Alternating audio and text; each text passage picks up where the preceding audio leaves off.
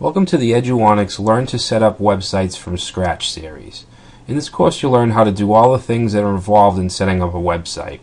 We'll register a domain name, we'll purchase hosting, navigate the control panel, we'll even create some HTML web pages, and we'll install a couple different popular open source platforms like WordPress and Joomla. We'll not be focusing on programming, so if you've never coded a day in your life, don't worry about it.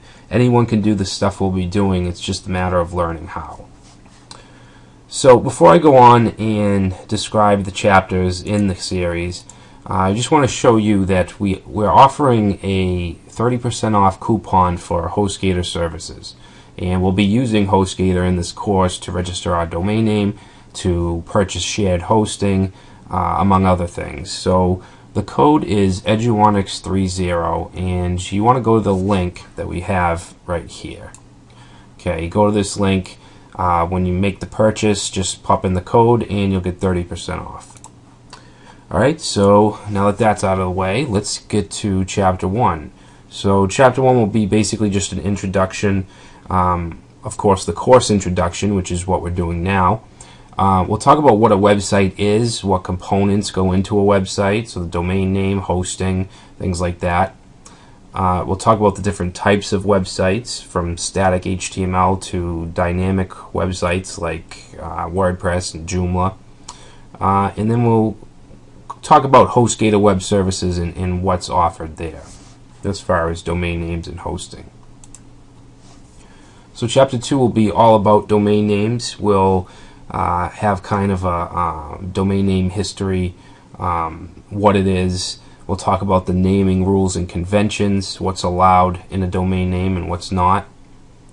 How to register a domain name. Alright, so we'll actually go through and register a domain with HostGator.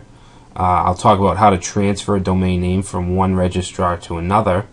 And we'll also talk about top-level domains like .com, .net, .org, and what you should choose and why. So Chapter 3 will be all about web hosting, which of course is needed to have a website. Basically we'll talk about the basics of web hosting. We'll go through and purchase a hosting account through HostGator, and then we'll log into the cPanel. I'll briefly go over the interface, show you what you can and can't do in cPanel. We'll set up a couple email accounts, and as well as email forwarders, and we'll set up an FTP account and connect to that account with FileZilla so we can log in and see all the files, the structure and so forth of our websites. Chapter 4 will be all about HTML, and if you don't know HTML, that's fine. It's easy enough to learn just the basic tags and syntax, so we'll go over that.